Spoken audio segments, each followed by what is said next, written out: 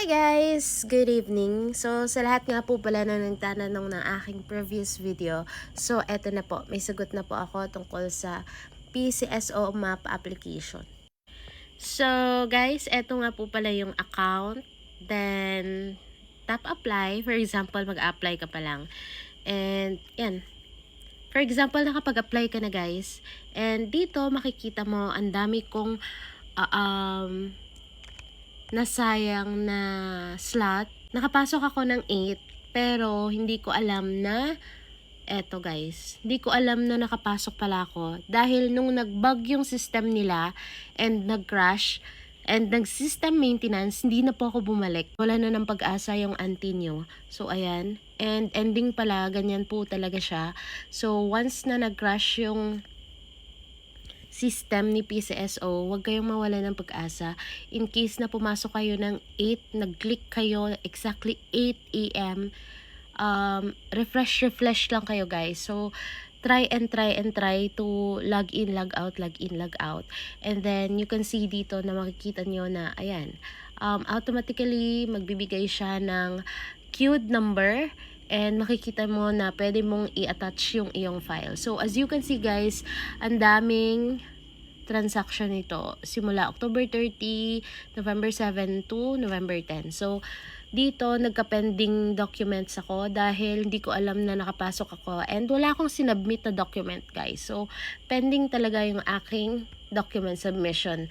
So, nung November 7 naman guys, eto, nakapasok ako. Pero sa confinement na requirements, hindi ko napasa yung final bill. So, yung napasa ko lang is yung promissory note dahil nga nakalabas na kami, yung medical abstract at saka yung ID ng lola ko. And yun ang isang pagkakamali dahil hindi ko napasa yung aming final bill. And lastly guys, ng November 10, dahil nga alam ko na or maalam na ako ng mga dapat gagawin, so eto na guys, for around 2 to 3 hours lang after kong nasubmit yung mga required documents, ayan na guys, wala. GL to print, application to print, and assessment, kailangan mo siyang i-print. So, once na-upload mo na yung mga requirements guys and evaluating na siya, ayan na yung lalabas. So, tap nyo lang yung GL. Yan, sobrang tagal. Ba't ganon? So, ayan. Makikita nyo guys, may guarantee letter na tayo dito. Hindi ko na ipapakita yung details. As you can see, meron siyang ginrant. So, ginrant kami ng 20,000 ni PCSO. So, maraming salamat PCSO. And, papakita ko dito yung application. So, lahat ng mga kailangang i-print guys, i-print nyo na. And then, fill upon and mag-sign na kayo ng mga documents. So, ayan.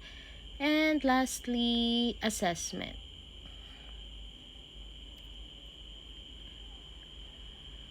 Tagal. So, ito yung assessment. So, print mo lang yan guys and then submit sa pinaka hospital na nirequestan nyo ng GL. Ayan guys, so sa mga nagtatanong nga po pala, if nag-apply kayo and then na-pending yung document submission, what you will do is, kailangan nyo pong mag-reapply. So yeah, kailangan mong pumalik sa account mo and then tap apply ulit pagka umaga. So, no choice ka guys. Mag-apply ka na mag-apply. So, pahirapan po yung pumasok sa PCSO as in. Kailangan talaga 8 AM. Pagpatak ng 8 AM guys, dapat na-click nyo lang yung enter. And then, dun na magsa-start na maglo-loading na siya. And then, mag-crash na yung system ni PCSO. But, wag pong mawala ng pag-asa dahil after that, magiging okay yung system and makikita mo na yung queued number. So, refresh lang po tayo.